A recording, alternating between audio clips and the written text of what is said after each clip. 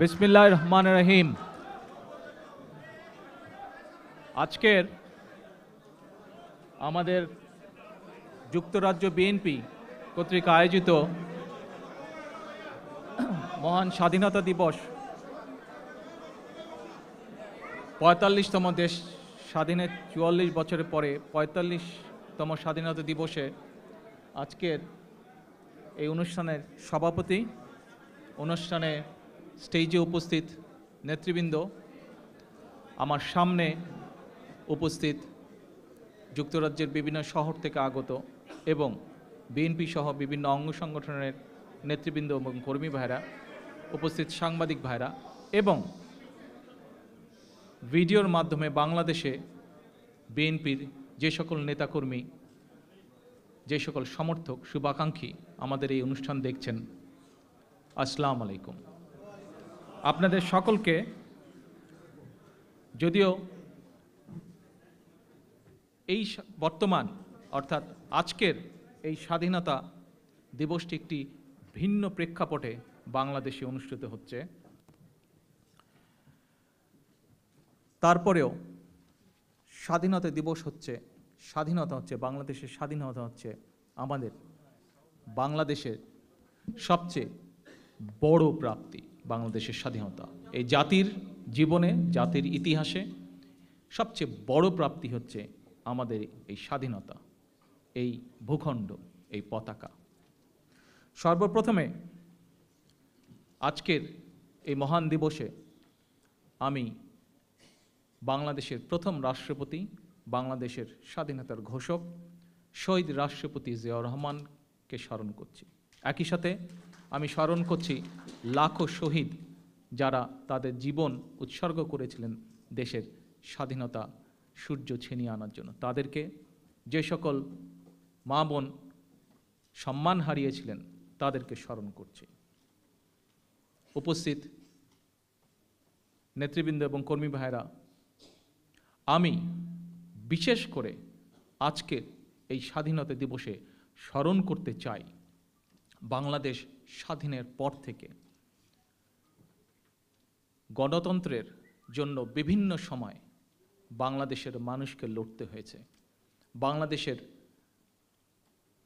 রাজনৈতিক দলের নেতাকর্মীদেরকে বিভিন্ন সময় গণতন্ত্রের সূর্যকে ছিনিয়ে আনার জন্য লড়তে হয়েছিল, জীবন উৎসর্গ করতে হয়েছে। সেই 90 স্বৈরাচারের বিরুদ্ধে এবং গত 6 বছরে এবং বিশেষ করে গত 3 মাসে আমাদের বিএনপি, বাংলাদেশ জাতীয়তাবাদী দলের, বাংলাদেশ জাতীয়তাবাদী যুব দলের, বাংলাদেশ জাতীয়তাবাদী ছাত্র দলের সহ বিভিন্ন নেতাকর্মী যারা এরই মধ্যে শহীদ হয়েছেন, বিভিন্ন নেতাকর্মী যাদেরকে আমরা খুঁজে পাচ্ছি না, গুম করা হয়েছে যাদেরকে, তাদের সকলকে আমি শ্রদ্ধাভরে স্মরণ করছি আমাদের এই আজকের মহান স্বাধীনতা দিবসে। আজকে স্বাধীনতা দিবসের এই আলোচনা অনুষ্ঠানে আমরা একটি প্রামাণ্য চিত্র দেখেছি। আপনাদের প্রায় সকলেরই মনে আছে যে গত বছর স্বাধীনতা দিবস থেকে আমি কতগুলি তথ্য উপাত্ত উপস্থাপনের মাধ্যমে আমি সমগ্র বাংলাদেশের মানুষের কাছে তুলে ধরার চেষ্টা করেছিলাম যে আজকের এই অবৈধ আওয়ামী লীগ সরকার কিভাবে দেশের মানুষের কাছে প্রকৃত সত্যকে লুকিয়ে বিকৃতভাবে ইতিহাসকে তুলে ধরছে। উপস্থিত নেতৃবৃন্দ, সাংবাদিক ভাইয়েরা, বাংলাদেশে যারা আমাদেরকে দেখতে পাচ্ছেন, তাদের সকলের সামনে আজকে অন্য প্রসঙ্গে যাবার আগে একটি শুধু প্রশ্ন রেখে আমি অন্য প্রসঙ্গে অর্থাৎ দেশের বর্তমান প্রেক্ষাপট আপনাদের সামনে, প্রেক্ষাপটের বিবরণ তুলে ধরে কিছু বক্তব্য উপস্থাপন করব। আমরা এরই মধ্যে দেশের মানুষের কাছে পরিষ্কারভাবে ইতিহাসের পাতা থেকে তথ্য উপাত্তর মাধ্যমে তুলে ধরতে সক্ষম হয়েছি যে বাংলাদেশের স্বাধীনতার প্রকৃত ঘোষক, সত্য ঘোষক হচ্ছেন শহীদ রাষ্ট্রপতি জিয়াউর রহমান। আমাদের এই দলের প্রতিষ্ঠাতা। এখন অনেকে অনেক কথা বলতে পারেন, যে তথ্যপাত্রগুলো আমি গত 1 বছর ধরে দিয়েছি, এর বিরুদ্ধে আজ পর্যন্ত আমাদের এর সাথে যারা একমত নন, তারা কেউ একটি তথ্য উপাত্ত দিয়ে প্রমাণ করতে সক্ষম হননি যে আমরা যে সকল তথ্য উপাত্ত উপস্থাপন করেছি সেগুলি কোনো একটি ভুল। আজকে শুধু একটি তথ্য অথবা একটি প্রশ্ন সমগ্র জাতির সামনে আমি তুলে ধরতে চাই, তারপরে আমরা অন্য প্রসঙ্গে চলে যাব। আমার সামনে একটি বই আছে। এই বইটিতে আমরা সকলেই জানি 1971 সালের 7ই মার্চ তৎকালীন রেসকোর্স মাঠে মরহুম শেখ মুজিবুর রহমান একটি বক্তব্য রেখেছিলেন, যেটিকে আওয়ামী লীগ স্বাধীনতার ঘোষণা বলে প্রচার করতে চেষ্টা করে। আমরা যদি 8ই মার্চের, আমার কাছে যেই বইটি আছে, এখানে একটি ছবি আছে। এই ছবিটি আগেও আপনাদেরকে আমি দেখিয়েছি, 1 বছর আগেও আমি দেখিয়েছিলাম আপনাদেরকে। এই ছবিটিতে 8ই মার্চের ইত্তেফাকে যে শেখ সাহেবের সেদিনকার বক্তৃতার ছবি এবং বক্তৃতার বিবরণ এসেছিল। সেই বিবরণে সাব হেডিংয়ে ইত্তেফাক কিন্তু কোথাও, নিউজের কোথাও লেখে নেই, হেডিংয়েও লেখে নেই, সাব হেডিংয়েও লেখে নেই, নিউজের ভেতরেও কোথাও লেখে নেই যে শেখ মুজিব স্বাধীনতার ঘোষণা করেছিল। বরং 4টি সাব হেডিং করেছিল ইত্তেফাক হেডিংয়ের পরে। হেডিংয়ে ছিল মুজিবের ঘোষণা এবং সাব হেডিংয়ে 4টি সাব হেডিং ছিল। সেখানে মুজিবের ঘোষণার মধ্যে, অর্থাৎ মুজিবের শেখ সাহেবের বক্তব্যের মধ্যে যে ইম্পর্টেন্ট পয়েন্টগুলো ইত্তেফাক মনে করেছিল, ইত্তেফাক 4টাকে সাব হেডিং করেছিল। আমরা এখন যদি দেখি যে কি কি দাবি দিয়েছিল শেখ মুজিব 1970-এর নির্বাচনের পরে, কি কি দাবি দিয়েছিল শেখ মুজিব। শেখ মুজিবের যেই দাবিগুলো ছিল তার মধ্যে অর্থাৎ 1 নম্বর দাবিটি ছিল সামরিক আইন প্রত্যাহার করো। 2, জনপ্রতিনিধিদের হাতে ক্ষমতা দাও। 3, সৈন্যদের ছাউনিতে ফিরিয়ে নাও। 4, সামরিক হত্যার তদন্ত চাই। এটি আমার বক্তব্য নয়, এটি 8ই মার্চের ইত্তেফাকের বক্তব্য। নেতৃবৃন্দ, সাংবাদিক ভাইয়েরা এবং প্রিয় দেশবাসী যারা দেশে বসে আজকের এই অনুষ্ঠান দেখছেন, আমরা যদি এখন প্রশ্ন করি, সেদিন যদি পাকিস্তানি কর্তৃপক্ষ বা পাকিস্তানি সরকার শেখ মুজিবের প্রত্যেকটি দাবি মেনে নিত, তাহলে পরবর্তী ঘটনা কি হতো? আপনাদের কি উত্তর হবে? হ্যাঁ, ইয়েস। অর্থাৎ পাকিস্তান সরকার, পাকিস্তানি অথরিটি যদি শেখ মুজিবের সকল দাবিগুলো মেনে নিত, তাহলে দাবিগুলো মেনে নিলে শেখ মুজিবকে 1970 সালে নির্বাচনের রেজাল্ট অনুযায়ী পাকিস্তানের প্রধানমন্ত্রী নিযুক্ত করতে হতো। অর্থাৎ 9ই মার্চ শেখ মুজিব বা 10ই মার্চ যদি পাকিস্তানিরা মেনে নিত, তাহলে শেখ মুজিব পাকিস্তানের প্রধানমন্ত্রী হতো। শেখ মুজিব যদি পাকিস্তানের প্রধানমন্ত্রী হতো, তাহলে যে বাংলাদেশ নিয়ে আমরা গর্ব করি, সেই বাংলাদেশের কি জন্ম হতো? এই প্রশ্ন আজকে আপনাদের কাছে আমি রেখে দিলাম, যে পাকিস্তানিরা যদি শেখ মুজিবের দাবি মেনে নিত, তাহলে শেখ মুজিব পাকিস্তানের প্রধানমন্ত্রী হতো। তাহলে বাংলাদেশ কেমন করে হলো? বাংলাদেশের স্বাধীনতার ঘোষণা সে কখনই বা দিল, বা বাংলাদেশের স্বাধীনতা কখনই বা চেল আওয়ামী লীগ বা শেখ মুজিব? এই প্রশ্নটি আপনাদের কাছে রেখে আমি আমার অন্য বক্তব্যে আজকে ফিরে যাচ্ছি। যদিও স্বাধীনতা দিবস নিয়ে আলোচনা করার কথা, কিন্তু আলোচনার প্রেক্ষাপটটা একটু ভিন্ন দিকে চলে যাচ্ছে আমাদের, কারণ দেশের বর্তমান প্রেক্ষাপটটি একটু অন্যরকম। এই যে সেদিন বাংলাদেশে বাঙালি জাতি যে অস্ত্র হাতে, শহীদ জিয়ার ডাকে অস্ত্র হাতে যুদ্ধে ঝাঁপিয়ে পড়েছিল, কেন? আমরা যদি তার পূর্বের অবস্থাগুলো দেখি, তাহলে দেখব কি, যে পাকিস্তানিরা কিভাবে আমাদেরকে শোষণ করেছিল।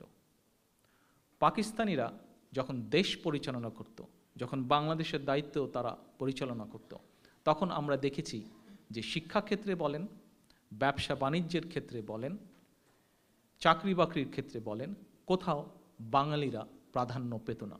যোগ্যতা থাকলেও তাদেরকে দেওয়া হতো না যোগ্যতার প্রাপ্তি।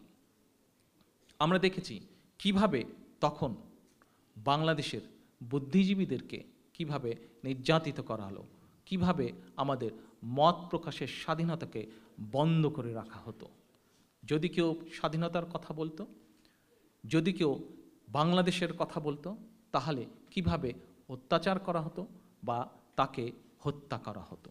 এই ঘটনাগুলো আমরা দেখেছি এবং এই ঘটনাগুলোর কারণে দিনের পর দিন, মাসের পর মাস, বছরের পর বছর বাঙালি জাতি তৈরি হয়েছিল একটি স্বাধীন সার্বভৌম বাংলাদেশ গঠনের জন্য, একটি স্বাধীন সার্বভৌম বাংলাদেশ তৈরি করার জন্য। কিন্তু আমরা কি দেখেছি?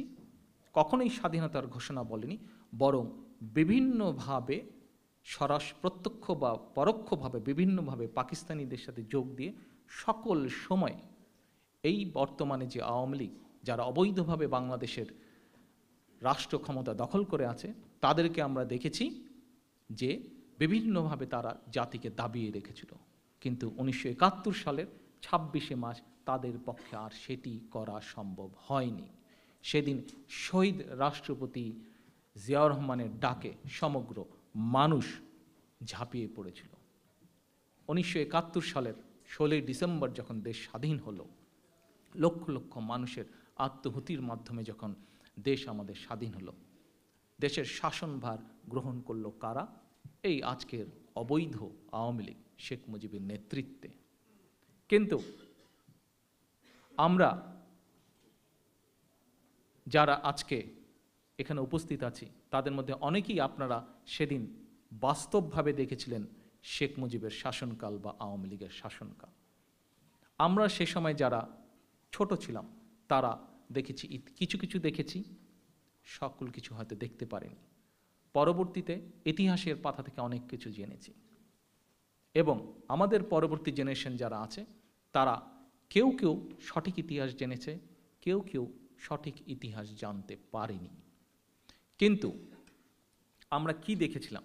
যদি ইতিহাসের পাতা দেখি, যে পাকিস্তানিরা যেভাবে বাঙালি জাতির উপরে বছরের পর বছর নির্যাতন করেছিল, দেশ স্বাধীনের পরে যে গণতন্ত্রের আশা আমরা করেছিলাম, যে গণতন্ত্রের আশা জাতি করেছিল, সেই গণতন্ত্রের স্বাদ কি সেদিন স্বাধীন বাংলাদেশের মানুষ পেয়েছিল? সেদিন বাংলাদেশের মানুষ পায়নি। যে সংবাদপত্রের স্বাধীনতার আশা করেছিল, সেই সময় সাংবাদিক ভাইয়েরা, বুদ্ধিজীবীরা সেই সংবাদপত্রের স্বাধীনতা কি সে সময়, সেই সংবাদপত্রের স্বাধীনতার স্বাদ কি সে সময় পেয়েছিল সাংবাদিক ভাইয়েরা বা বুদ্ধিজীবীরা? পায়নি। যে শান্তি শৃঙ্খলা, আইন শৃঙ্খলার আশা নিয়ে লক্ষ লক্ষ মানুষ যুদ্ধে ঝাঁপিয়ে পড়েছিল, দেশ স্বাধীন করে এনেছিল, সেই শান্তি বা আইন শৃঙ্খলা দেশের মানুষ কি সেদিন পেয়েছিল? পায়নি।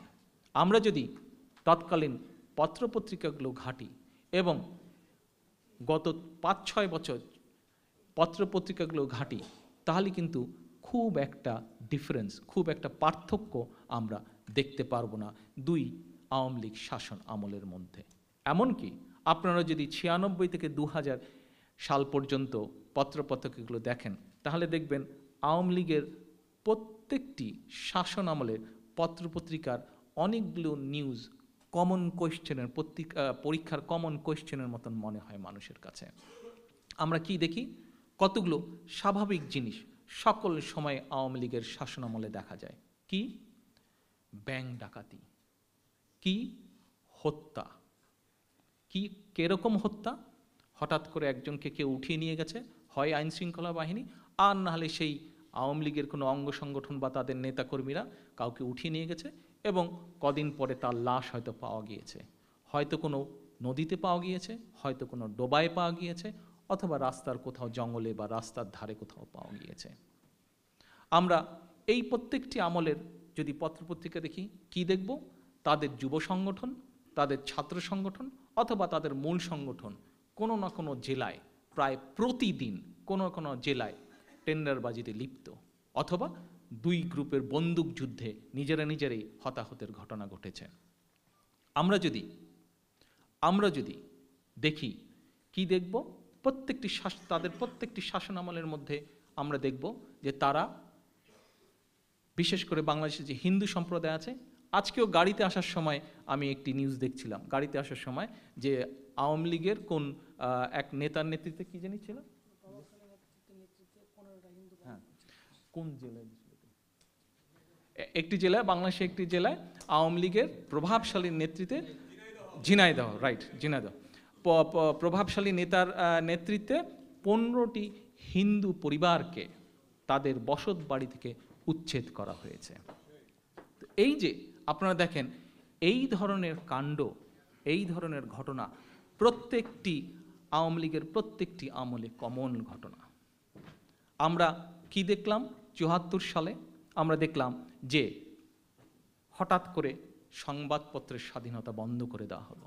বাংলাদেশের সকল সংবাদপত্রগুলিকে বন্ধ করে দিয়ে মাত্র হাতে গোনা কয়েকটি সংবাদপত্র চালু রাখা হলো, যেগুলোর মালিকানা একমাত্র সরকারের, অর্থাৎ সরকার যা বলবে তাই হবে। সাংবাদিক ভাইদেরকে দেখলাম সাংবাদিকতা ছেড়ে, যা ইতিহাসের পাতায় পড়েছি, কসকোতে চাকরি দিতে, কসকোতে না কাস্টমসে কোথায় জানি চাকরি করতে, সেভাবে নির্দেশ দিয়েছে শেখ মুজিবুর রহমান। আমরা 96 সালে দেখলাম যে সকল পত্রপত্রিকা বিরোধী দলের কথা, বিরোধী দলের বক্তব্য প্রকাশ করতে চায়, সেই সকল পত্রপত্রিকাকে কোনো না কোনোভাবে বন্ধ করার চেষ্টা করে দেওয়া হলো। গত 5 বছর 6 বছরের ইতিহাস যদি দেখেন আপনারা, তাহলে কিভাবে পত্রপত্রিকাগুলোকে বন্ধ করা হয়েছে, কিভাবে টেলিভিশন সেন্টার বন্ধ করা হয়েছে, কিভাবে সাংবাদিকদেরকে হত্যা করা হয়েছে, কিভাবে সাংবাদিকের পরিবার সহ সকলকে নির্যাতিত করা হয়েছে, এর ঘটনা একটি নয়, এর ঘটনা কয়েক শত, এবং শুধু এ আমলে নয়, তাদের প্রতিটি আমলে। আমরা যদি দেখি, কি দেখব? 74 সালে তারা বাকশাল গঠন করলো, অর্থাৎ সকল রাজনৈতিক দলকে নিষিদ্ধ ঘোষণা করলো আইন করে। 96 সালে তারা প্রায় একই ধরনের চেষ্টা করেছিল, আইন পাশ করতে পারেনি সে সময় সংসদে তাদের আসন সংখ্যার কারণে, কিন্তু চেষ্টা করেছিল নির্যাতিত করতে বিএনপির হাজার হাজার লক্ষ লক্ষ নেতাকর্মীকে। ঠিক বর্তমানে যদি আমরা দেখি, এখন তারা কয়েক স্টেপ আগিয়ে তারা কি করছে? তারা শুধু মুখই বন্ধ করার চেষ্টা করছে না, তারা শুধু সংবাদপত্রের মুখ বন্ধ করার চেষ্টা করছে না, সংবাদপত্রের কণ্ঠরোধ করার চেষ্টা করছে না, সাংবাদিক ভাইদের মুখ বন্ধের চেষ্টা করছে না, তাদেরকে হত্যা করেই ক্ষান্ত হচ্ছে না, তারা বিরোধী দলের যে কোনো পর্যায়ের নেতাকর্মীকে, যাদেরকেই মনে করছে যে তারা তাদের অন্যায়ের বিরুদ্ধে প্রতিবাদ করবে, রুখে দাঁড়াবে, তাদেরকেই চেষ্টা করছে কোনো না কোনোভাবে মুখ বন্ধ করে দেওয়ার। এবং গত কিছুদিনের ঘটনা যদি, গত কয়েক বছরের ঘটনা যদি আপনারা দেখেন, এটি তার জ্বলন্ত প্রমাণ। আজকে তারা কি করলো? একটি লোক দেখানো তামাশার নির্বাচন করলো গত বছর। তারা নিজেদেরকে দাবি করে, তারা বলে গণতন্ত্রের পক্ষের শক্তি। এমনই তারা গণতন্ত্রের পক্ষের শক্তি যে 154টা আসনে কোনো রকম নির্বাচনই হলো না। যে কটা আসনে নির্বাচন হলো, তথাকথিত নির্বাচন হলো, সে কটা আসনের মধ্যে তাদেরই খয়ের খা নির্বাচন কমিশন নিজেরাই বলল যে 44টা কেন্দ্রে যেখানে একটি মাত্র ভোট তারা পড়েনি তাদের পক্ষে। অর্থাৎ কি দেখলাম আমরা? তাদের নিজেদের নেতাকর্মীরাও, তাদের নিজেদের সমর্থকরাও তাদের উপরে ত্যক্ত, তাদের উপরে বিরক্ত যে তারাও তাদেরকে ভোট দিতে চায়নি। এই হচ্ছে তাদের গণতন্ত্রের নমুনা। এবং তাদের গণতন্ত্রের নমুনা কি? যেভাবে ৭৪ সালে তারা সকল দলকে জোর করে অস্ত্রের মুখে আইন করে নিয়ে এসে বাধ্য করলো তাদের বাকশালে জয়েন করার জন্য, একইভাবে আমরা দেখলাম তাদেরই এক দোসরকে, যারা ৯০-এর স্বৈরাচার ছিল, তাদেরই এক দোসরকে একদিকে তারা আবার বিরোধী দলের বেঞ্চে বসে, অপরদিকে আবার তাদের থেকে কিছু অংশ নিয়ে আবার মন্ত্রিসভাও বসায়। আমরা যখন এই দেশে বিভিন্ন গণ্যমান্য ব্যক্তিদের সাথে, বিভিন্ন রাজনীতিবিদদের সাথে আলাপ করতে যাই এবং আমাদের কাছ থেকে যখন তারা বিশেষ করে এই বিষয়টি জানতে পারে, এই বিষয়টি শুনতে পারে যে এ এক আজব বিরোধী দল, যারা বিরোধী দলের আসনে বসে এবং আবার এইদিকে সরকারের সাথেও যারা মন্ত্রিসভায় মন্ত্রিত্ব করে, এ কোন বিরোধী দল? এই কথা শোনার সাথে সাথে অট্ট হাসিতে ফেসে পড়ে ওয়েস্টমিনিস্টার ডেমোক্রেসি যারা প্র্যাকটিস করে তারা। যদিও এই অবৈধ শেখ হাসিনা বলেছিল সে কিনা ওয়েস্টমিনিস্টার ডেমোক্রেসি প্র্যাকটিস করবে এখন থেকে দেশে তত্ত্বাবধায়কের বদলে, কিন্তু আমরা দেখলাম যে শেখ হাসিনার ওয়েস্টমিনিস্টার স্টাইল বা ওয়েস্টমিনিস্টারের উদাহরণ যখন আমরা সত্যিকার ওয়েস্টমিনিস্টারের যারা ডেমোক্রেসি যারা প্র্যাকটিস করে তাদের সামনে যখন তুলে ধরি ঘটনা, তখন তারা হাসিতে গড়াগড়ি করে রীতিমতো। আজকে বাংলাদেশের পরিস্থিতি কোথায় গিয়েছে দেখেন, শুধু এই নয়, ৭৪ সালে আমরা দেখেছি, শেখ মুজিবের সময় আমরা দেখেছি যেভাবে বাংলাদেশের গুণী জ্ঞানী মানুষেরা নির্যাতিত হতো পাকিস্তানিদের হাতে, বাংলাদেশের বুদ্ধিজীবীরা নির্যাতিত হতো পাকিস্তানিদের হাতে, ঠিক যেভাবে নির্যাতিত হতো বাংলাদেশের সম্মানিত নাগরিকগণ, বাংলাদেশের বুদ্ধিজীবীগণ শেখ মুজিবের সময় বাকশালী সরকারের মাধ্যমে, ঠিক একইভাবে আজকে আমরা দেখছি বাংলাদেশের সম্মানিত নাগরিকগণ, বাংলাদেশের বুদ্ধিজীবীগণ নির্যাতিত হচ্ছে এই অবৈধ শেখ হাসিনার আমলে। আজকে শিক্ষক বলেন, বুদ্ধিজীবী বলেন, সাংবাদিক বলেন, রাজনীতিবিদ বলেন, কেউই সাধারণ নাগরিক বলেন, ব্যবসায়ী বলেন, আইন পেশাবিদ বলেন, যে কোনো শ্রেণীর মানুষের কথা বলেন, কেউ আজকে নিরাপদ নয় এই অবৈধ সরকারের অধীনে। এই অবৈধ সরকারের অধীনে কেন নিরাপদ নয়? দেখুন, আমরা একটি কথা শুনেছি যে কাক বলে কাকের গোশত খায়। কিছুদিন আগে নিশ্চয়ই আপনারা সংবাদপত্রে দেখেছেন, এখানে যখন ডকুমেন্টারিটি দেখানো হয়েছিল, ডকুমেন্টারিতে আপনারা দেখেছেন যে একটি রেফারেন্স ছিল AK Khandakar, air vice marshal Khandakar সাহেবের, যে উনি শহীদ জিয়া সম্পর্কে কি বলেছেন, উনি শেখ মুজিবুর রহমান সম্পর্কে কি বলেছেন। এই এয়ার ভাইস মার্শাল খন্দকার হাসিনারই মন্ত্রী ছিল, হাসিনারই MP ছিল, তার সাথেই রাজনীতি করেছে, আওয়ামী লীগই রাজনীতি করেছে। এই এয়ার ভাইস মার্শাল খন্দকারকে শেখ সাহেবই প্রথম বিমান বাহিনীর চিফ হিসেবে নিযুক্ত দিয়েছিল।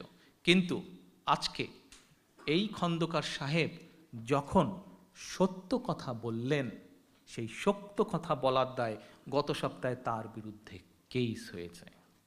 আজকে বাংলাদেশের আরেক মুক্তিযোদ্ধা জনাব কাদের সিদ্দিকী, হয়তো তার সাথে কোনো ব্যাপারে বনিবনা হয়নি, কিন্তু কাদের সিদ্দিকীর অতীত ইতিহাস আমরা খুব ভালো করে জানি। উনি কিভাবে শেখ মুজিবের বা শেখ সাহেবের কতটা নৈকট্যে উনি ছিলেন এবং কিভাবে আওয়ামী লীগের রাজনীতিকে উনি বিভিন্ন জায়গায় বিস্তারের চেষ্টা করেছিলেন, আওয়ামী লীগের জন্য তার অবদান কি আমরা কম বেশি জানি ইতিহাসের পাতা থেকে।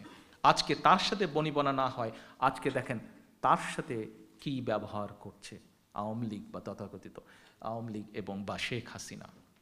এইরকম ঘটনা অনেক দেওয়া সম্ভব। এই যে আমরা আওয়ামী লীগের যেই তথাকথিত কেয়ারটেকার সরকার যেটি ছিল, সেই কেয়ারটেকার সরকারের আমলে যে নির্বাচন হলো, সেই নির্বাচনে আওয়ামী লীগের একজন সংসদ সদস্য ছিল কি, গোলাম মাওলা রনি। এই রনি সাহেব কতগুলো সত্য কথা বলার জন্য আজকে রনি সাহেবের সাথে তাদের কি আচরণ।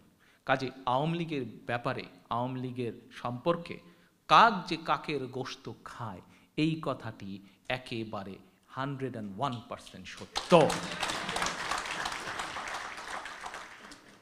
আজকে দেশের রাজনৈতিক অবস্থা বলেন, দেশের মানুষের সাথে, বিশেষ করে বিএনপি সহ সকল রাজনৈতিক নেতাকর্মীদের সাথে যে আচরণ এই অবৈধ আওয়ামী লীগ সরকার করছে, এর জবাব চেয়েছে অনেকেই।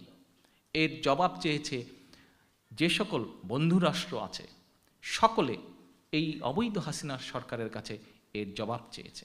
তারা জবাব চেয়েছে কোথায় আজকে বিএনপি নেতা সালাউদ্দিন, তারা জবাব চেয়েছে কোথায় আজকে আমাদের সাবেক ছাত্রনেতা খোকন, তারা আজকে জবাব চেয়েছে কোথায় আজকে ইলিয়াস আলী, তারা আজকে জবাব চেয়েছে কোথায় চৌধুরী আলম, তারা আজকে জবাব চেয়েছে কোথায় লাকসামের পৌর বিএনপি সভাপতি হুমায়ুন পারভেজ, তারা আজকে জবাব চেয়েছে কোথায় সাইফুল ইসলাম হিরু।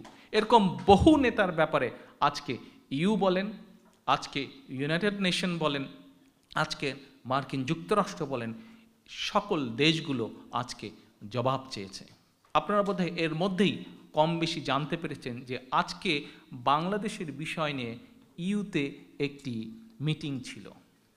আপনাদের নিশ্চয়ই খেয়াল আছে যে গত মাসে ইউর একটি টিম একটি গুরুত্বপূর্ণ টিম বাংলাদেশে গিয়েছিল পর্যবেক্ষণ করার জন্য।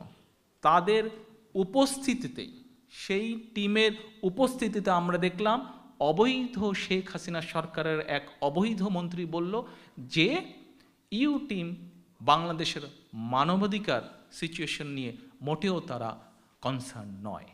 আমরা পরদিন কি দেখলাম?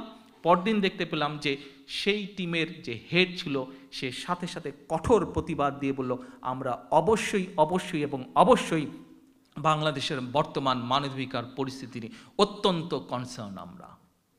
এই যে আজকে যে মিটিং ছিল, এই মিটিংয়ে তাদের রীতি অনুযায়ী যখন যেই দেশ নিয়ে তারা আলোচনা করে সেই দেশের অ্যাম্বাসাডার বা হাই কমিশনারকে দাওয়াত জানানো হয়, কারণ তাদের কাছে যে সকল প্রশ্ন থাকে, তাদের কাছে যে সকল জিজ্ঞাসা থাকে সেগুলো তারা অ্যাম্বাসাডার বা হাই কমিশনকে জিজ্ঞেস করে যে তোমার দেশ সম্পর্কে এই আমরা জানি, তোমার কি বক্তব্য। আজকে তারা দেশকে, শেখ হাসিনা বা আওয়ামী লীগ দেশকে কোন পর্যায়ে নিয়ে গেছে এবং তাদের অন্যায়ের পরিমাণ যে কি, কত বড় তাদের অন্যায়ের পরিমাণ যে আজকে অ্যাম্বাসাডার সেই মিটিংয়ে যায় নাই পর্যন্ত। আজকে অ্যাম্বাসাডার সেই মিটিংয়ে যায় নাই অ্যাটেন্ড করতে, যাওয়ার মতন সৎ সাহস বা যাওয়ার মতন কোনো জবাব নাই। কারণ যে হাজার হাজার শয়ে বিএনপির নেতাকর্মীকে যে তারা হত্যা করেছে, শয়ে বিএনপির নেতাকর্মীকে যারা তারা বহু নেতাকর্মীকে যে তারা গুম করেছে, যেভাবে তারা বাংলাদেশের মানুষের উপরে নির্যাতন করেছে, যেভাবে বাংলাদেশের গণতন্ত্রকে তারা বন্দী করে রেখেছে, যেভাবে বাংলাদেশের মানুষের বাক স্বাধীনতাকে তারা বন্দী করে রেখেছে, যেভাবে বাংলাদেশের সংবাদপত্রের স্বাধীনতাকে তারা বন্দী করেছে, এগুলোর জবাব দেওয়ার মতন তাদের কাছে কোনো জবাব নেই। শেখ হাসিনার কাছে নেই, শেখ হাসিনার অবৈধ সরকারের কাছে নেই। এখন আমরা কি দেখতে পাচ্ছি? আমরা দেখতে পাচ্ছি যে গণতন্ত্র উদ্ধারের জন্য, যে ব্যক্তি স্বাধীনতা, বাক স্বাধীনতা ফিরিয়ে দেওয়ার জন্য, যে সংবাদপত্রের স্বাধীনতা ফিরিয়ে দেওয়ার জন্য যে আন্দোলনের সূচনা মানুষ করেছে, ভোটের মৌলিক অধিকার ফিরিয়ে দেওয়ার জন্য, দেশের মানুষের ভোটাধিকার ফিরিয়ে দেওয়ার জন্য যে আন্দোলন বিএনপি তথা ২০ দলীয় জোট শুরু করেছে, সেই আন্দোলনকে দমানোর জন্য বা সেই আন্দোলনকে ডাইভার্ট করার জন্য আমরা কি দেখলাম? হঠাৎ করে এই অবৈধ সরকার ঢাকা শহরের এবং চট্টগ্রামের শহরের সিটি কর্পোরেশনের নির্বাচনের একটি সময় তারা ঘোষণা করল। এখন তাদের এই অবৈধ সরকারের নির্দেশে নির্দেশিত হয়ে তাদের খয়েরখা নির্বাচন কমিশন নির্বাচনের তারিখ ঘোষণা করল। হ্যাঁ, একটি রাজনীতি তারা আমাদের সাথে করল, বাংলাদেশের মানুষের সাথে বা ২০ দলীয় জোটের নেতাকর্মীদের সাথে, বিএনপির নেতাকর্মীদের সাথে তারা রাজনীতি করলো। কি করলো? তারা মনে করলো যে এই নির্বাচন দিলে আন্দোলনকে স্তিমিত করা সম্ভব হবে। আমি গত কিছুদিন ধরে বাংলাদেশের বহু জেলায়, বহু থানায়, বহু ইউনিয়নে, বহু পৌরসভায় আমি আমার তৃণমূলের বহু নেতাকর্মীর সাথে আলাপ করেছি, বহু নেতাকর্মীর সাথে আমার আলাপ হয়েছে। চেষ্টা করেছি যতজনের সঙ্গে আলাপ করা। আমাদের দরে লক্ষ লক্ষ তৃণমূল নেতাকর্মী, সকলের সাথে এত দূর থেকে কথা বলা হয়তো সম্ভব হয় না। যাদের সাথে সম্ভব হয় না তাদের কাছে আমি ক্ষমা চেয়ে নিচ্ছি যে ইনশাল্লাহ টেলিফোনে নয়, খুব শীঘ্র ইনশাল্লাহ একদিন আপনাদের সামনে সামনাসামনি কথা হবে।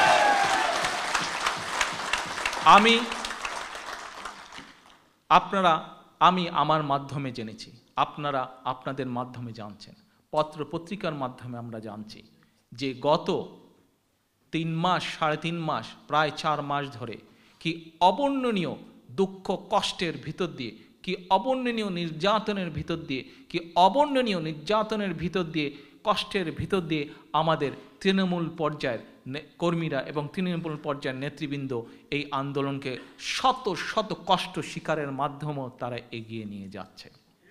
আমি তাদেরকে জিজ্ঞেস করেছি যে এই আন্দোলন গড়ে উঠেছে আপনাদের নেতৃত্বের উপরে, এখন আমরা কি আন্দোলনকে এগিয়ে নিয়ে যাব?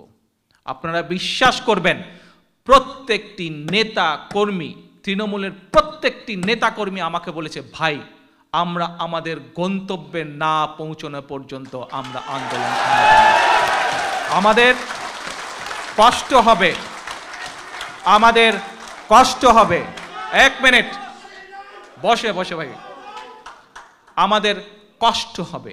আমাদের বহু সহকর্মীকে আমরা এর মধ্যে হারিয়েছি, কেউ শহীদ হয়েছে, কেউ গুম হয়েছে, কিন্তু আমাদের হাজার হাজার নেতাকর্মী বাড়িঘর মাসের পর মাস, দিনের পর দিন পরিবার থেকে বিচ্ছিন্ন। তারা বিভিন্নভাবে আজ এখানে কাল ওখানে দিনাতিপাত করছে, কারণ তারা সংগঠনকে সামনে এগিয়ে নিয়ে যেতে চায়, তারা আন্দোলনকে সফল করতে চায় এবং সে কারণেই তারা শত কষ্ট স্বীকার করতে প্রস্তুত। আমি তাদেরকে জিজ্ঞেস করেছি যে এই যে সিটি কর্পোরেশনের নির্বাচন দিল, এই নির্বাচন নিয়ে আমরা কি করব? তারা বলেছে, ভাই আমরা রাজনীতি করি, রাজনীতিকে আমরা রাজনীতি দিয়ে খেলব। কি সেই খেলা? কি সেই খেলা? আওয়ামী লীগের ইতিহাস যদি আমরা দেখি, আপনাদেরকে একটু আগে বলেছি, আওয়ামী লীগের ইতিহাস যদি আমরা দেখি, খুনের রাজনীতি। আওয়ামী লীগের ইতিহাস যদি আমরা দেখি, দেখব টেন্ডারবাজির রাজনীতি। আওয়ামী লীগের ইতিহাস যদি আমরা দেখি, আমরা দেখব মাস্তানির রাজনীতি। আওয়ামী লীগের ইতিহাস যদি আমরা দেখি, দেখব দখলের রাজনীতি। আজ এর বাড়ি দখল, কাল ওর পুকুর দখল, কাল ওর ব্যবসা দখল, দখলের রাজনীতি। আওয়ামী লীগের রাজনীতি যদি আমরা দেখি, আমরা দেখতে পাই ভোট ডাকাতি বা ভোট চুরির রাজনীতি। বাংলাদেশে যে কয়টি, বাংলাদেশ স্বাধীন হবার পরে যে কয়টি নিরপেক্ষ নির্বাচন অনুষ্ঠিত হয়েছে, যেই নির্বাচনগুলি দেশে এবং বিদেশে নিরপেক্ষ নির্বাচন হিসেবে গৃহীত হয়েছে, আপনারা যদি দেখেন তার প্রায় প্রত্যেকটি নির্বাচনে আওয়ামী লীগ পরাজিত হয়েছে। বিজয় হয়েছে বাংলাদেশ জাতীয়তাবাদী দল, বিজয় হয়েছে শহীদ জিয়ার দল, বিজয় হয়েছে মুক্তিযোদ্ধার দল, মুক্তিযুদ্ধের দল, সপক্ষের দল না, মুক্তিযোদ্ধার দল, মুক্তিযুদ্ধের দল। আমি আমার নেতাকর্মীদেরকে জিজ্ঞেস করেছি তাহলে আমরা কি করব? তারা বলেছে, যেহেতু আওয়ামী লীগ ভোট ডাকাতের দল, আওয়ামী লীগ ভোট চোরের দল, আমরা নির্বাচনে যাব, আমাদেরকে নির্বাচন করতে দেখ আর না দেখ, যেভাবেই হোক, যেহেতু আমরা নির্বাচনে বিশ্বাস করি, আমরা বিএনপি, বাংলাদেশ জাতীয়তাবাদী দল, বিএনপি বিশ্বাস করে, জনগণের প্রতিনিধিত্বে বিশ্বাস করে, জনগণের রায়, সঠিক রায় বিশ্বাস করে। আমরা মনে করি, এটি আমার কথা না, এটি আমার নেতাকর্মীদের, তৃণমূল পর্যায়ের নেতাকর্মীদের কথা, যে আমরা বিশ্বাস করি এবং আমরা পৃথিবীর সামনে, আমরা দেশের সমগ্র মানুষের সামনে, আমরা দেশের তরুণ সমাজ, নতুন প্রজন্মের সামনে আমরা একবার নয়, আমরা আবারও প্রমাণ করব যে আওয়ামী লীগ ভোট চোরের দল। আওয়ামী লীগ জোর করে ব্যালট বাক্স দখল করে, আওয়ামী লীগ জোর করে ভোট কেন্দ্র দখল করে। আওয়ামী লীগ ক্ষমতায় থাকলে ভুয়া কেস দিয়ে বিরোধী দলীয় নেতা কর্মীদেরকে দূরে রাখার চেষ্টা করে, যাতে তারা সহজে ভোট কেন্দ্র দখল করতে পারে, ভোটের বাক্স দখল করতে পারে। আমরা এটি প্রমাণ করব এবং আমরা প্রমাণ করতে চাই এই নির্বাচনে আমরা অফিসিয়ালি অংশগ্রহণের মাধ্যমে প্রমাণ করতে চাই যে এই যে নির্বাচন কমিশনার, খয়ের খা নির্বাচন কমিশনার, এর কোনো সঠিক কাজ করার ক্ষমতা নেই। এর অধীনে কোনো সঠিক নির্বাচন, নিরপেক্ষ নির্বাচন করা সম্ভব নয়। এটিও আমরা প্রমাণ করতে চাই। আমরা একদিকে আন্দোলন করব এবং একদিকে আবার এই সত্যগুলো প্রমাণ করব। সেই জন্য যে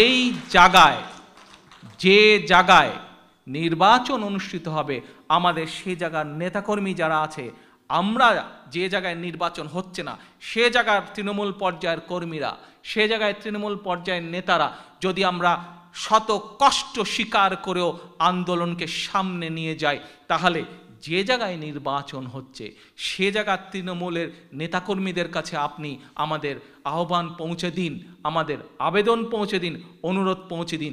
যেভাবে হোক চেষ্টা করবে আমাদের নেতাকর্মীদেরকে, আমাদের প্রতিনিধিদেরকে জিতানোর জন্য।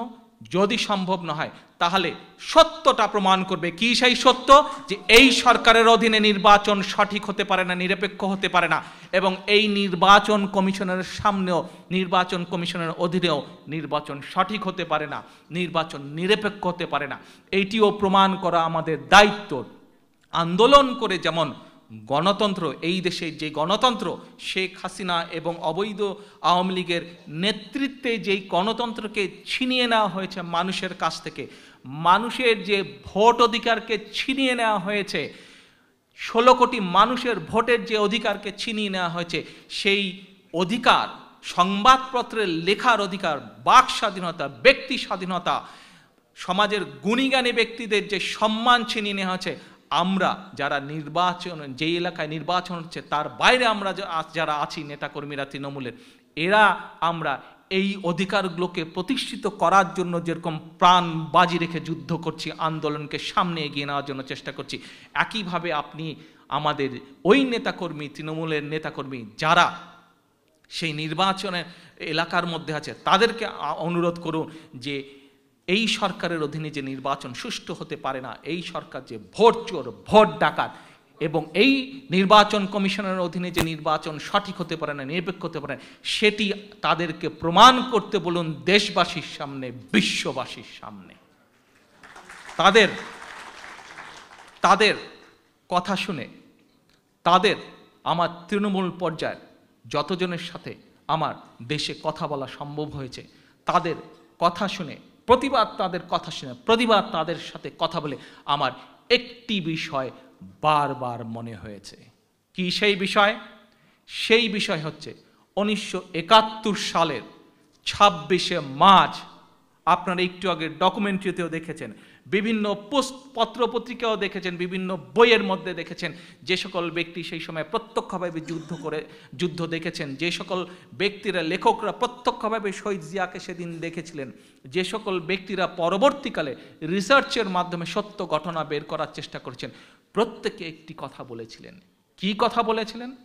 বলেছেন যে সেদিন শহীদ রাষ্ট্রপতি জিয়াউর রহমান ড্রামের উপরে দাঁড়িয়ে, একটি তেলের ড্রামের উপরে দাঁড়িয়ে, কোনো রেডিও টিভির অপেক্ষা না করে, সামান্য কয়েকজনের সৈনিককে সাথে নিয়ে, কারো দিকে না নিয়ে, কোনো নেতৃত্বের, কোনো নেতার নির্দেশনার অপেক্ষা না করে, নেতার নির্দেশ আসবে সেই নির্দেশ অনুযায়ী আমরা সামনে এগিয়ে যাব, এর অপেক্ষা না করিয়ে সামান্য কয়েকজন সৈনিককে নিয়ে সেদিন ঝাঁপিয়ে পড়েছিলেন দেশের স্বাধীনতা সূর্য ছিনিয়ে আনার জন্য।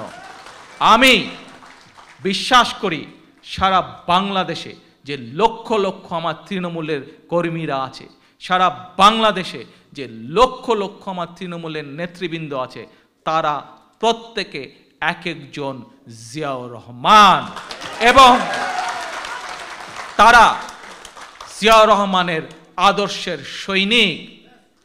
যেহেতু তারা জিয়াউর রহমানের আদর্শের সৈনিক, যেহেতু তারা প্রত্যেকে এক একজন নিজে জিয়াউর রহমান, সেই জন্য আমি আজকে আপনাদের সকলকে আহ্বান জানাবো, যারা আমার তৃণমূলে, আমার জিয়ার সৈনিক যারা আছেন, আমার তৃণমূলে যে সকল জিয়া আছে, তাদের সকলকে আমি আহ্বান জানাবো যে আপনাদের মতামতের ভিত্তিতেই, আপনাদের মতামতের ভিত্তির উপরে আমরা আজকে সিদ্ধান্ত নিয়েছি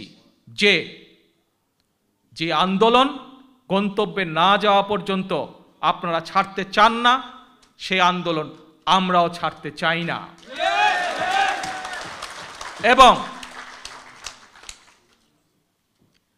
আন্দোলন যেমন রাজনীতির একটি অংশ, আন্দোলনের মাধ্যমে আমরা আমাদের হারিয়ে যাওয়া গণতন্ত্রকে যেভাবে ছিনিয়ে আনব, আন্দোলনের মাধ্যমে ইনশাল্লাহ আমরা আমাদের হারিয়ে যাওয়া ভোটাধিকারকে যেভাবে ছিনিয়ে আনব, আন্দোলনের মাধ্যমে ইনশাল্লাহ আমরা আমাদের হারিয়ে যাওয়া ব্যক্তি স্বাধীনতা এবং সংবাদপত্রের স্বাধীনতাকে যেভাবে ছিনিয়ে আনব, ইনশাল্লাহ নির্বাচনের, সিটি কর্পোরেশনের নির্বাচনেও অংশগ্রহণ হবে আমাদের আন্দোলনের একটি অন্যতম কৌশল। এই কৌশলের মাধ্যমে আমরা কি কি প্রমাণ করার চেষ্টা করব তা আপনাদের সকলের কাছে আমি তুলে ধরেছি। তা আজকে এই অনুষ্ঠানের মাধ্যমে যে শত হাজার নেতাকর্মীর সাথে আমার কথা হয়েছে, তাদের সকলের ইচ্ছার কথা, তাদের সকলের ভাবনার কথা, তাদের সকলের যে দৃঢ়তা আমি পেয়েছি, সেগুলো আজকে আপনাদের কাছে আমি তুলে ধরলাম, সেগুলো আজকে আপনাদের কাছে আমি পৌঁছে ধরলাম। এবং যারা বাংলাদেশে দেখছেন, আপনাদের মাধ্যমে তাদের, আমার তৃণমূলের নেতাদের, তৃণমূলের কর্মীদের ইচ্ছার কথা আপনাদের মাধ্যমে আমি সমগ্র বাংলাদেশের প্রতিটি মানুষের কাছে ছড়িয়ে দিতে চাই। কারণ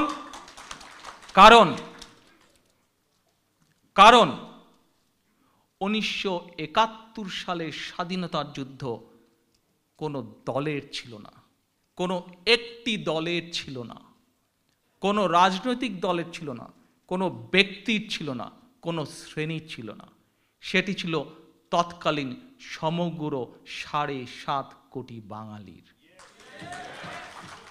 আর আজ যে আন্দোলনের ডাক দেশনেত্রী বেগম খালেদা জিয়া দিয়েছেন গত 4 জানুয়ারিতে, সেই আন্দোলন আজ কোনো একটি দলের নয়, শুধুমাত্র বিএনপির নয়, শুধুমাত্র 20 দলীয় জোটের নয়, শুধুমাত্র সাংবাদিক ভাইদের নয়, শুধুমাত্র বাংলাদেশের বুদ্ধিজীবীদের নয়, শুধুমাত্র বাংলাদেশের ভোটারদের নয়, এটি বাংলাদেশের 16 কোটি মানুষের আন্দোলন। কারণ আমরা দেখেছি যে 1914 সালের 5ই জানুয়ারি কিভাবে অবৈধ আওয়ামী লীগ সরকার, কিভাবে শেখ হাসিনা 16 কোটি মানুষের ভোটাধিকারকে ছিনতাই করেছে, কিভাবে 16 কোটি মানুষের বাক স্বাধীনতাকে শেখ হাসিনা বন্ধ করে দিতে চাইছে, কিভাবে বাংলাদেশের সংবাদপত্রের স্বাধীনতাকে শেখ হাসিনা বন্ধ করে দিতে চাইছে। কাজেই এই আন্দোলন কখনোই একটি নির্দিষ্ট রাজনৈতিক দলের বা একটি নির্দিষ্ট জোটের অথবা কোনো একটি নির্দিষ্ট শ্রেণীর হতে পারে না। এটি বাংলাদেশের সকল শ্রেণীর মানুষের আন্দোলন। এটি বাংলাদেশে যারা সত্যিকারভাবে গণতন্ত্রে বিশ্বাস করে, গণতন্ত্রে বিশ্বাসী প্রত্যেকটি রাজনৈতিক নেতাকর্মীর আন্দোলন। এটি বাংলাদেশে আমার ভোট আমি দেব, যাকে ইচ্ছা তাকে দেব, এই বাক্যে, এই স্লোগানে বাংলাদেশের 16 কোটি মানুষের যারা যারা বিশ্বাস করে, তাদের প্রত্যেকের আন্দোলন আজকের এই আন্দোলন। কাজেই যে আন্দোলনে এত মানুষের সম্পৃক্ততা থাকতে পারে, যে আন্দোলনে সম্পৃক্ততা থাকতে পারে লক্ষ মানুষ নয়, কোটি মানুষের, সেই আন্দোলন কখনো ব্যর্থ হতে পারে না। ইনশাআল্লাহ সেই আন্দোলন সফল হবে এবং ইতিহাস সাক্ষ্য দেয় এই 55,126 বর্গ মাইল এর যে বাংলাদেশ, 1971 সালের 26শে মার্চ শহীদ জিয়া স্বাধীনতার ঘোষণা দিয়ে স্বাধীন বাংলাদেশ হিসাবে স্বীকৃতি দিয়ে পৃথিবীর কাছে স্বীকৃতি চেয়েছিলেন, সেই বাংলাদেশে কখনোই এই আন্দোলন বৃথা যেতে পারে না। সেই বাংলাদেশে গণমানুষের আন্দোলন কখনোই বৃথা যেতে পারে না। এবং প্রতিবার প্রমাণিত হয়েছে যে আজকে মুক্তিযুদ্ধের দল তথা বিএনপি তথা শহীদ জিয়ার দল, বেগম খালেদা জিয়ার নেতৃত্বে, দেশনেত্রী বেগম খালেদা জিয়ার নেতৃত্বে যে দল, এই দল প্রতিবার এই বাংলাদেশে মানুষের ভোটাধিকারকে ফিরিয়ে দিয়েছে, প্রতিবার এই বাংলাদেশের মানুষের গণতন্ত্রকে ফিরিয়ে দিয়েছে। কাজেই এই দল যেই আন্দোলনের নেতৃত্ব দিতে পারে এবং যে আন্দোলনের সাথে সম্পৃক্ততা কোটি কোটি মানুষের, লক্ষ মানুষ নয়, কোটি কোটি মানুষের সেই আন্দোলন, আবারও আমি বিশ্বাস করি এবং আমার লক্ষ লক্ষ তৃণমূল নেতাকর্মীর সাথে আবারও দীপ্তভাবে আমি বিশ্বাস করি, দৃঢ়ভাবে আমি বিশ্বাস করি যে সেই আন্দোলন বৃথা যেতে পারে না। এটি শুধুমাত্র সময়ের ব্যাপার, এটি শুধুমাত্র সময়ের ব্যাপার। সেই সময় বেশি দূর নাই যেদিন ইনশাল্লাহ আমরা আমাদের ভোটাধিকার, আমাদের হারিয়ে যাওয়া গণতন্ত্র উদ্ধারে আবার সক্ষম হব। কাজেই আমার আহ্বান থাকবে, বাংলাদেশের লক্ষ লক্ষ বিএনপি নেতাকর্মী যারা শহীদ জিয়ার সৈনিক, তাদের প্রত্যেকের কাছে আমার আহ্বান থাকবে যে আপনাদের কথায় আমরা সিদ্ধান্ত গ্রহণ করেছি, আন্দোলন আমরা চালিয়ে যাব। আপনাদের কথায় আমরা সিদ্ধান্ত গ্রহণ করেছি যে কারো নির্দেশের অপেক্ষায় কেউ থাকবে না। যার যার এলাকায় তৃণমূল নেতাকর্মীরা নিজেরাই আন্দোলন গড়ে তুলবে এবং নিজেরাই আন্দোলনকে এগিয়ে নিয়ে যাবে। আপনাদের সিদ্ধান্তে আমরা সিদ্ধান্ত গ্রহণ করেছি যে একদিকে যেরকম আমরা আন্দোলন চালাবো, ঠিক একইভাবে আমরা আবারও প্রমাণ করব যে এই সরকার হচ্ছে ভোট ডাকাতের সরকার, ভোট চুরির সরকার। এদের আন্ডারে কোনো নিরপেক্ষ নির্বাচন হওয়া সম্ভব নয়। কাজেই আসুন আমরা আমাদের তৃণমূল নেতাকর্মীদের যে আকাঙ্ক্ষা সেটি আমরা পূরণ করব ইনশাআল্লাহ। এবং যে আন্দোলনের সাথে কোটি কোটি মানুষের আজ সম্পৃক্ততা হয়ে গেছে, সেই আন্দোলন ইনশাআল্লাহ আমরা সফল করব। এবং এই আন্দোলনের সফলতা কামনা করে আজকে আমাদের স্বাধীনতা দিবসের আজকের এই বক্তব্য আমি এখানে শেষ করছি। ইনশাআল্লাহ পরবর্তীতে আবার যখন আপনাদের সাথে দেখা হবে, আমরা একটি সত্যিকারভাবে গণতান্ত্রিক বাংলাদেশ দেখব, এই আশা ব্যক্ত করে বক্তব্য শেষ করছি। আসসালামু আলাইকুম, আল্লাহ হাফেজ, বাংলাদেশ জিন্দাবাদ।